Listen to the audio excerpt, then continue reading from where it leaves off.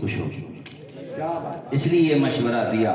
اور ایک مشورہ تقریروں میں اور دیتا ہوں، جہاں پر بھی شادی کی تقاریب ہوتی ہیں، جلسے ہوتے ہیں، میں یہ کہتا ہوں کہ جب دولہا بن کے جاؤ تو دولہا بھی اور دولہے کے جو کلوز فرینڈز ہوتے ہیں، ان کے خاص دوست ہوتے ہیں جو بہرحال ان کے ساتھ رہتے ہیں، وہاں پہ جانے کے بعد ساتھ میں کھانا بھی کھاتے ہیں، وہ بہت قریبی ہوتے ہیں، میں مشورے دیتا ہوں کہ ناچتے گاتے یا ڈیجوں کا اہتمام کر کے کودتے پھاندتے نہ جاؤ، اس کا غلط اثر پڑتا ہے سماج پر بھی۔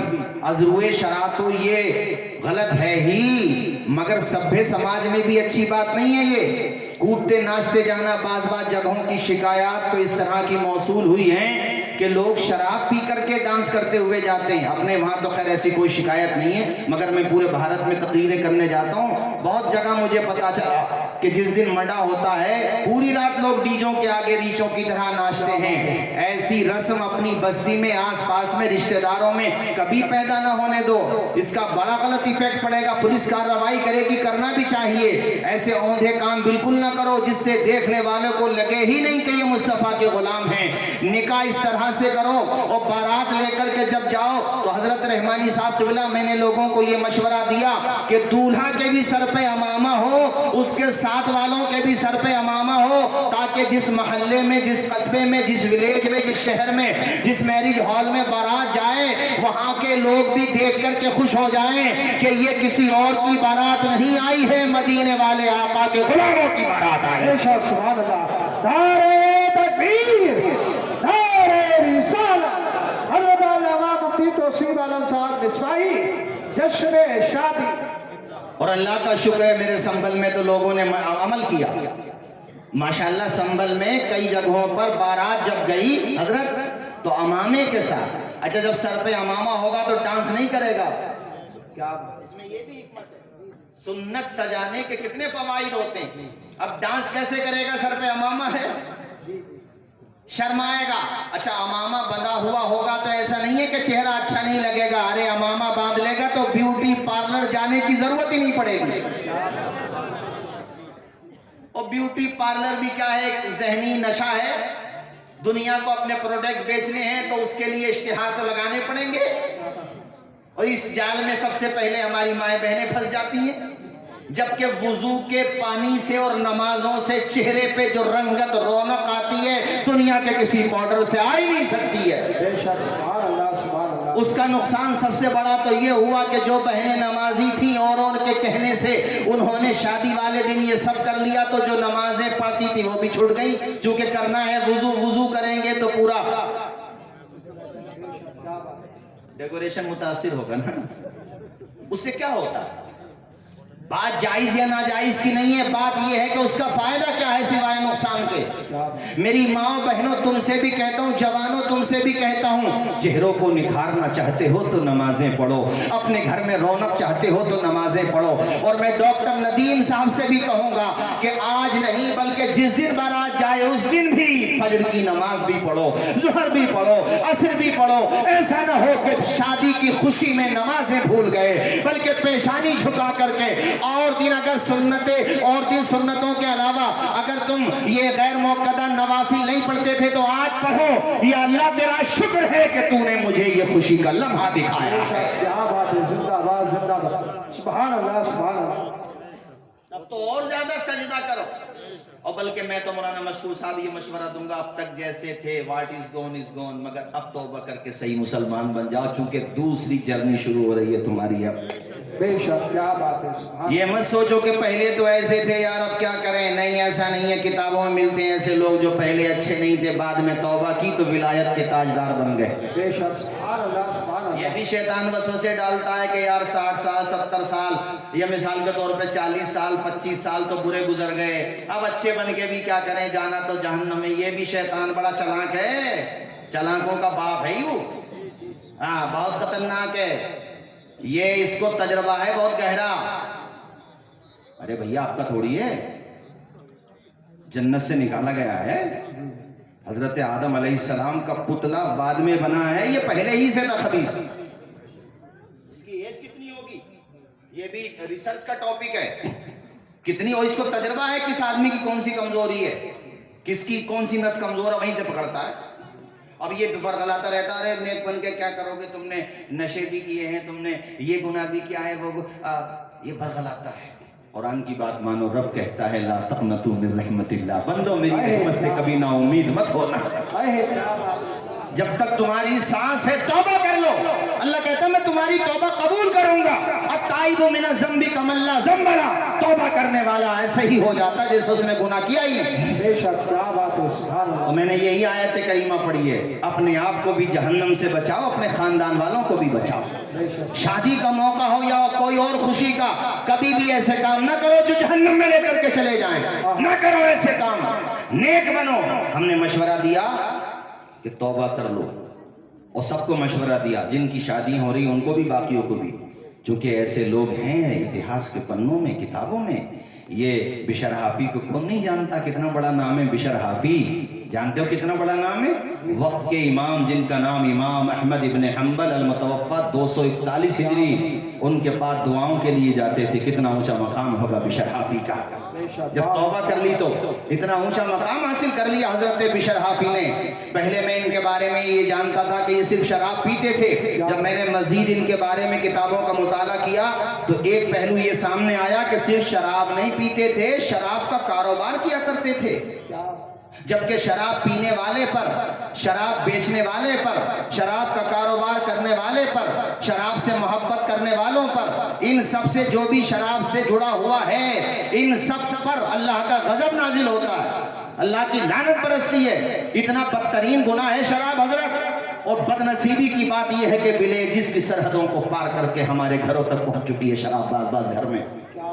ये मुझे बताना पड़ रहा आज अफसोस के साथ, मेरे कान में हल्की सी आवाज आ गई थी। और फिर मैं ये सिर्फ यहाँ की और किसी विलेज की नहीं, ये देहात में बीमारी पहुंच रही है दूसरे नामों से, इंजेक्शन के जरिए से, ड्रग्स के जरिए से, बियर के जरिए से, नाम बदल के। हमारे हुजूर ने 1400 साल पहले ही फरमा दिया था कि कुर्बे क़यामत शराब का नाम बदल के लोग पिएंगे। हुजूर फरमाते हैं उन पे अल्लाह का गजब नाजिल, और वो एक दौर ऐसा आएगा कि जमीन में धंसा दिए जाएंगे, उनकी शक्लें बिगाड़ देगा अल्लाह पाक।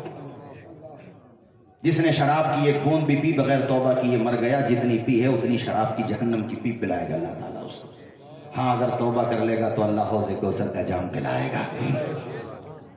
दूर रहो इन बुराइयों से मेरे साथियों।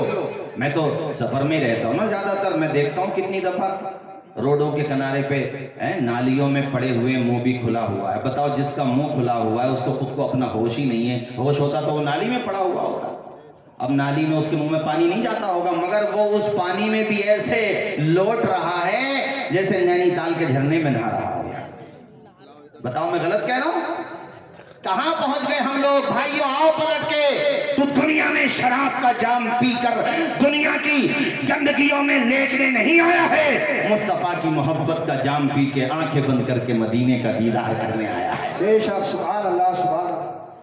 हजरत बिशर हाफी शराब भी पीते थे, कारोबार भी किया करते थे, लेकिन देख तौबा का असर। एक दिन जा रहे थे, शराब के नशे में थे, एक कागज के टुकड़े पे, कागज उस जमाने में हो सकता नहीं होते हों, चूंकि सन 227 हिजरी में तो इनका इंतकाल हो गया मुमकिन, लेकिन जो भी तरीका था जिस पे लिखा जाता था, जैसे दबागत दिए हुए चमड़े होते थे, खजूर की छाले होती थी, पत्थर होते थे, बहरहाल वो कागज का मतलब यह है कि जिस चीज पे वो अल्लाह का नाम लिखा हुआ था। थे शराब के नशे में, मगर अचानक निगाह पड़ी, जमीन पे एक कागज का वर्का पड़ा हुआ है, उस पे अल्लाह का नाम लिखा हुआ है। मचल गए। इसलिए एक बात मैं कहा करता हूं, किसी को गुनाहगार देख के ना उसे दूर मत भागो, उसके करीब जाओ, उसे वापस लाने की कोशिश करो, क्योंकि बहरहाल उसके दिल में असले ईमान तो है। यही वजह है कि जब बात मेरे हुजूर की आ जाए, वो कैसे ही हो मगर आंखों में आंसू आते, मतलब ईमान है ना? और अल्लाह जिसे चाहे तौबा की तौफीक अता फरमाए। जी जी, बेशक। ऐसा भी हुआ, कितने पारसा लोग हैं, अंजाम अच्छा नहीं हुआ उनका कारी मिजाज साहब, और कितने बुरे लोग हैं, अल्लाह ने उनको तौबा की तौफीक दी। और बुरा आदमी जब बिगड़ता है ना तो अच्छों से भी अच्छा बन जाता है। ऐसा भी हुआ है, हमेशा नहीं होता मगर हुआ है। बिशर हाफी की बता रहा हूं ना मैं आपको, अल्लाह का नाम लिखा हुआ देखा, बिस्मिल्लाहिर्रहमानिर्रहीम, उठा लिया कागज का वर्का, आगे नहीं बढ़े, बोले मेरे रब का नाम जमीन पे पड़ा हुआ है, किसी का पांव लगेगा, गंदगी भी लग सकती है, कोई परेशानी भी आ सकती है, उठा लिया। चूमना चाहते थे मगर दिल ने कहा बिशर तेरे लब तो नापाक है, चूमा। घर पे ले गए, जाकर के गुस्ल किया, नहाए, खुशबू लगाई, फिर उस कागज के वर्के को साफ किया, धोया, उसके बाद इत्र लगाया और अपने मकान में सबसे इज्जत की जगह पे जाकर के उस कागज के टुकड़े को रख दिया। रब को ये अदा पसंद आ गई। बिजली को कड़क, शम्मा को लो देता है, वो तो पत्थर में भी कीड़ों को ग़िज़ा देता है, और देने पे जो आती है करीमी उसकी, एक मांगो तो सो देता है। बेशक, सुभान अल्लाह, सुभान अल्लाह। आ गई रब को पसंद ये अदा। दो रिवायतें मिली मुझे इस सिलसिले में, एक तो ये कि खुद बिशर हाफी को ख्वाब में बशारत हुई, दूसरी ये कि उस इलाके के वलिये कामिल को ख्वाब में बशारत हुई कि जाओ बिशर को हमारा पैगाम सुना दो, पैगाम मोहब्बत। अब कारी मिज़ार साहब, उनकी जब आंख खुली तो ख्वाब याद आया, और जब ख्वाब याद आया तो बिशर का चरित्र याद आया। क्या बात, कहां बिशर और कहां बशारत। बीवी वो एक नंबर का फासिक व फाजिर, और उसके बारे में ये बिशारत।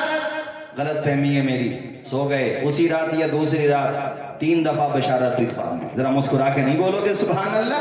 सुभान अल्लाह। जब 3 दफा बशारत हो गई तो पहुंचे वहीं पर, बस्ती वालों से पता पूछा, सब पता तो बताते मगर वो मन ही मन में कहते, यार कहां आप और कहां वो। क्या बात, वो का मतलब समझ रहे हो, कहां वो कहां आप। आपने बॉडी लैंग्वेज से समझ लिया, या किसी ने एतराज किया तो उससे कहा खुद नहीं आया हूं, भेजा गया हूं। ये तो रब जाने कि कौन सी नेकी उसको पसंद आ गई है। क्या बात है, जिंदाबाद जिंदाबाद। ये तो मेरा पता बता दिया, पहुंच गए वहीं में खाने पे, शराब खाने पे कह लो।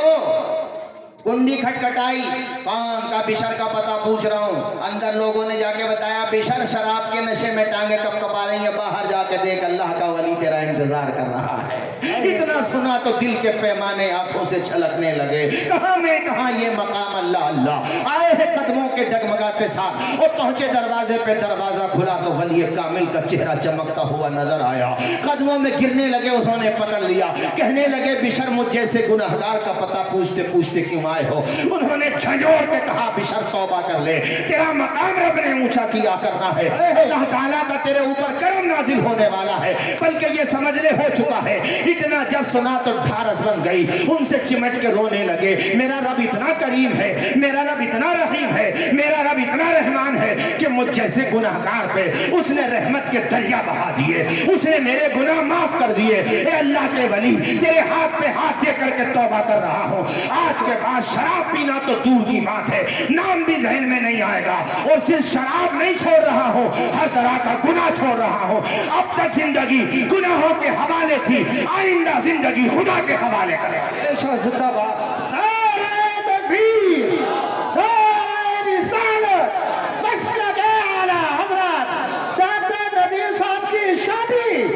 ऐसी तौबा की साथियों, ऐसी तौबा की। अब आपको सुनकर ताज्जुब होगा, अल्लामा ज़हबी जैसे एक नाबग़े रोजगार मुहद्दिस ने किताब सियर व अलामिन नुबला के अंदर उनका तस्करा किया।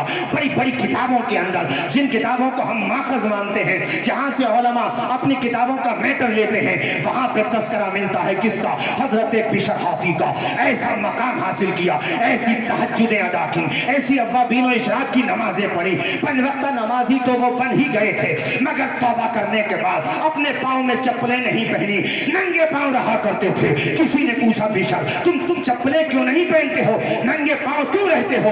कहने लगे, कुरान कहता है वलर्ज़ फरशनाहा, अल्लाह कहता है हमने जमीन का बिछोना बिछा दिया है, तो जिस बिछोने को हमारे रब ने बिछाया हो, बिशर उस पे जूतियां नहीं पहनेगा, नंगे पाँव रहेगा। हालांकि जूतियां पहनो तो नाजायज नहीं है, पहनना ये फतवा है, मगर बिशर जो अपना रहे थे वो उनका तकवा है, वो उनकी परहेजगारी है। ये बिशर हाफी मुस्तजाबुद दावात बन गए थे। मैंने तुम्हें बता दिया, इमाम गज़ाली इनके पास दुआओं के लिए आया करते थे। इमाम गज़ाली जैसा अपने वक्त का मुस्तहिद इमाम, जिसकी जलालत इल्मी का झंडा आज भी फजल कमाल की चोटियों पर लहरा रहा है। मुस्नद अहमद इब्ने हंबल देखो, अहादीस का ऐसा ज़ख़ीरा जमा किया कि मुहद्दिसीन की आंखों का सुरमा है, दिल का करार है। वो वक्त का इमाम हजरत बिशर हाफी के पास दुआओं के लिए आता। आपके तलामिज़ा यानी आपके स्टूडेंट कहते, हजरत आप बिशर के पास दुआओं के लिए जाते हैं? कहते थे, ए मेरे तलामिज़ा, ए मेरे शागिर्दो, तुम बिशर का मकाम नहीं जानते, हम किताबुल्लाह के आलिम हैं, वो खुदा का आरिफ है। जिंदाबाद। علامہ ابن جوزی یہ نام علماء ہمارے جانتے ہیں، کتنا بڑا نام ہے، نقاد، ایسے نقاد کہ آپ بڑے بڑے فقہاء، بڑے بڑے محدثین پہ اجرا کرتے ہیں، مگر انہوں نے بھی ایک کتاب حضرت معروف کرخی پہ لکھی، وہ بڑی شاندار کتاب ہے، تو اس کا ترجمہ بھی اشرفیہ کسی طالب علم نے کیا ہے۔ اس کتاب کے اندر مجھے یہ واقعہ ملا، اور بھی کتابوں میں اگر میں نے ابن جوزی کی کتاب کا حوالہ دیا خاص طور پہ، اس میں لکھا ہوا ہے کہ کئی بزرگوں نے خواب میں دیکھا، کیا دیکھا خواب میں؟ کہ جنت میں دسترخوان بچھا ہوا ہے اور دو فرشتے ہیں، ایک پینے کی چیزیں پیش کر رہا ہے، ایک کھانے کی چیزیں پیش کر رہا ہے۔ بات ہے سبحان اللہ۔ کس کو؟ حضرت بشر حافی۔ ذرا جھوم کے نہیں بولو گے اور بلند آواز سے نہیں بولو گے میرے بھائیوں؟ اگر گناہ ہو گئے ہیں، غیبت کا گناہ، تکبر کا گناہ، گھمنڈ کا گناہ، بدکاری کا گناہ، شراب کا گناہ، جوئے کا گناہ، جو بھی گناہ ہو گیا ہے، اگر ہاں کسی کی زمین ماری ہے، کسی کا دل دکھایا ہے، حقوق العباد سے وہ متعلق ہے، تو صاحب معاملہ کے پاس جا کر کے تصفیہ کر لو، خطائیں معاف کر لو، اس کے قدم پکڑ لو، وہاں کی پکڑ سے یہاں کی پکڑ ٹھیک ہے، پکڑ لو اس کے قدم، کہہ دو اس سے جاؤں گا نہیں جب تک معاف نہیں کر دو گے۔ اگر ماں باپ ناراض ہیں، ان کے قدم پکڑ لو، اپنے ابا سے کہہ دو ابا جاؤں گا نہیں جب تک معاف نہیں کر دو گے۔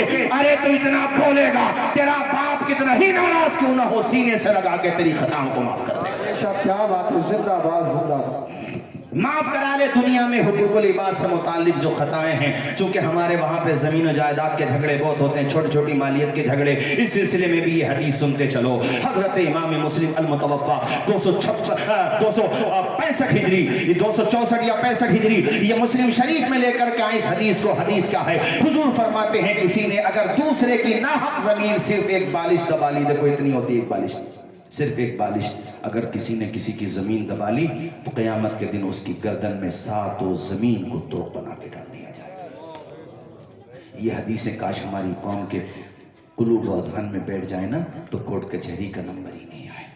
میں ایک جملہ کہتا ہوں تقریروں میں، دب جاؤ دباؤ مت، مظلوم بن جاؤ ظالم نہ بنو۔ یہاں مظلوم بن کر کے رہو، انشاءاللہ وہاں سکہ تمہارا ہی چمکے گا، رب لے جا، یعنی پیشانی تمہاری چمکے گی، کہنا چاہ رہا تھا میں۔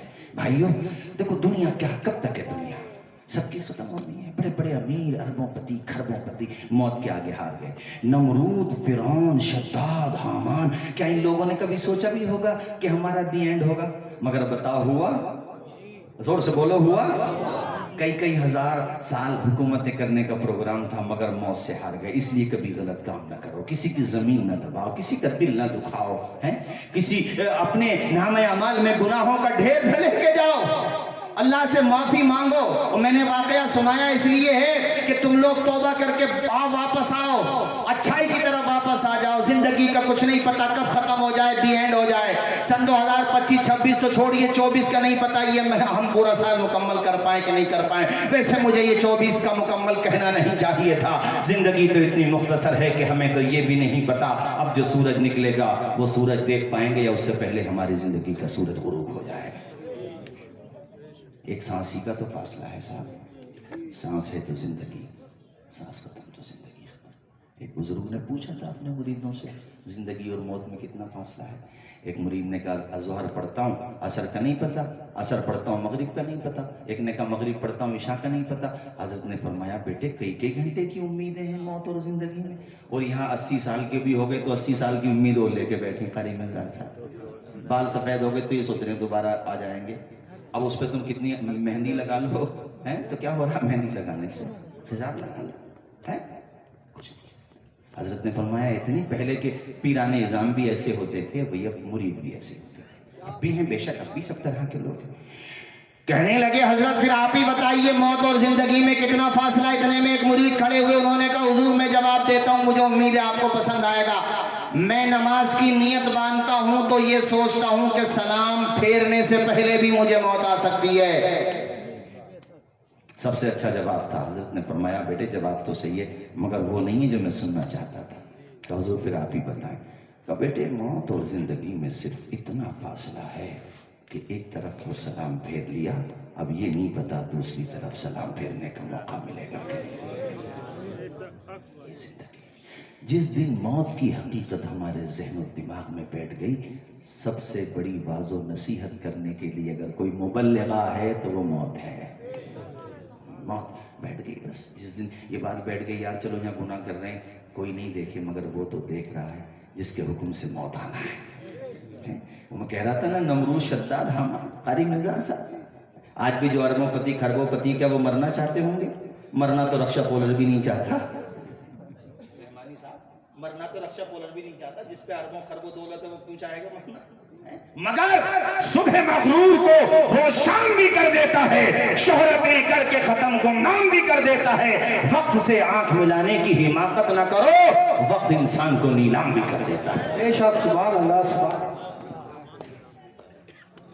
توبہ کر کے واپس آؤ, اسی میں بھلائی ہے ہماری آپ کی سب کی. اچھے بنو, اولاد کو اچھے سنسکار دو. جس طرح آج ڈاکٹر ندیم صاحب نے اپنی شادی کی خوشی میں ناچ گانے کا اہتمام نہیں کیا, اگر کیا ہے تو مدینے والے آقا کا جلسہ سجایا ہے, کیا بات ہے سبحان اللہ. اور دستار بندی کا بھی پروگرام رکھا ہے. قاری آپ کے طلبہ ہیں ماشاءاللہ, جو بچے پڑھے ہوئے ہیں وہ قاری ذیشان صاحب ماشاءاللہ, نام ہی ذیشان ہے, شان والے. ذیشان شان والے, اللہ سلامت رکھے. یہ تو ڈبل آپ نے یہاں پہ خوشی کا اہتمام کر لیا. کتنے طلبہ کی دستار بندی ہے بھائی قاری صاحب؟ 3. ارے 3 بھی کم نہیں ہوتے ہیں. میرا رب چاہے تو ان 3 چراغوں سے ہزاروں چراغ روشن کر دے. ہوتا نہیں ہے کیا ایسا؟ حضرت مفتی عبدالرب علیہ الرحمہ, حضرت کے دادا, ایک چراغ روشن ہوا دین نگر پور میں, اور آج پورے علاقے میں حبیبی ٹرانسپورٹ نظر آ رہا ہے. ارے وہ بھی تو ٹرانسپورٹ ہی ہے مدرسہ بھی. وہ جو گاڑیوں کو ٹرانسپورٹ ہے وہاں سے سامان فروخت ہوتا ہے, سامان جاتا ہے, اور جو ادارے ہیں ٹرانسپورٹ ہے یہاں سے علم کے چراغ جاتے ہیں. سبحان اللہ. نہیں بولو گے زور سے سبحان اللہ؟ اچھا حفاظ کی بات آئی تو قاری مشکور صاحب ان سے کچھ کہہ دوں, اجازت ہو تو آپ کی, میرے بڑے بھائی ہیں, کہہ دوں آپ لوگوں سے. تراویح سن کے جب باہر مسجد کے گیٹ پہ کھڑے ہوا کرو, کبھی کبھی 4 یا 5 متشابہ آ گئے نا تو پہلو بدل بدل کے مذاق نہ اڑایا کرو. پوری نماز نہیں سنائی جائے گی محراب میں کھڑے ہو کر. اس کے دماغ کا پریشر بھی تو دیکھو. اسے یہ بھی یاد رکھنا ہے کہ یہاں پہ چھوڑا تھا, یہاں سے لینا ہے. یہ بھی دماغ میں ہے کہ متشابہ زیادہ نہ لگ جائے, بڑی بدنامی ہوگی. نزار بھائی, یہ بھی دماغ میں رکھنا ہے کہ ترویحہ کب ہوا کب ہونا ہے. 4 رکعت کے بعد جو بیٹھتے ہیں اس کو کہتے ہیں ترویحہ. اور یہ بھی دھیان رکھنا ہے کہ یار مرغن چیزیں آ رہی ہیں تو بھیا دل تو بہت چاہ رہا, مگر گلا کہہ رہا نہیں, ابھی کئی تراویح باقی ہیں. بغیر دودھ کی کالی مرچ کی چائے پی رہا. کالی مرچ بولتے کیا بولتے یار اس کو؟ کالی چائے پی رہا. ارے کالی بھی ملے نہ ملے اسے تو بس یہ جب تراویح پڑھا کے فارغ ہوتا ہے تو ایک بادشاہ کو اتنی خوشی نہیں ہوتی ہوگی جتنی حافظ قرآن کو ہوتی ہے ایوری ڈے. مگر جیسے بھی فجر کی اذان ہے تو پھر وہ پریشر ہے اس کے دماغ پہ. تو میں یہ کہہ رہا ہوں کہ کچھ غلطیاں زیادہ آ گئی مگر صحیح تلفظ کے ساتھ پڑھ رہا, ٹھہر ٹھہر کے پڑھ رہا, آرام سے سمجھ میں آ رہا ہے. پیٹ تھپ تھپا کے آؤ حافظ صاحب, ارے بہت اچھا پڑھ رہے ہو, منوبل بڑھ جائے گا اس سے. ذرا زور سے بولو, زور سے. حوصلہ افزائی ہوتی ہے اس سے. اور میں ایک بات اور کہتا چلوں, آپ کی دعاؤں سے یہ خاکسار بھی حافظ ہے, اس لیے میں سمجھتا ہوں کہ حافظ قرآن ہونا کوئی آسان کام نہیں ہے. کیا جملہ بولتے تھے ہمارے اور آپ کے بڑے بوڑھے پہلے, حافظ قرآن ہونا لوہے کے چنے چبانا ہے. یہ جتنے 3 طلبہ آج حفاظ ہوئے نا, ان کی ہمت افزائی صرف ان کے رشتہ داروں پہ ضروری نہیں ہے, بستی والوں پہ بھی ضروری ہے.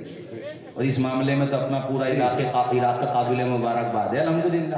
بچوں کو اپنے گھروں پہ ایسے کھانا کھلاتے ہیں. ہمارے علاقے میں لوگ الحمدللہ دیگر علاقوں میں کھلاتے ہیں, مطلب یہ علاقہ ہے تو یہ بھی ہمارا علاقہ ہی تو ہے یار. اب تم نے ہمارا ضلع دوسرا بنوا دیا تو کیا مراد آباد سے کنیکشن ٹوٹ جائے گا؟ کنیکشن تو رہے گا نا. تو یہ ہم اپنا ہی علاقہ ہے. اچھا اور بھی جہاں جہاں ایسا ہوتا ہو کہ بچوں کو ایسے کھانا کھلاتے ہیں جیسے باپ اپنے بیٹے کو کھانا کھلاتا ہے. جی جی. اور انشاءاللہ یہ عمل میرے رب نے چاہا تو مغفرت کا ذریعہ بنائے گا اللہ. بے شک. زور سے بولو, زور سے ذرا.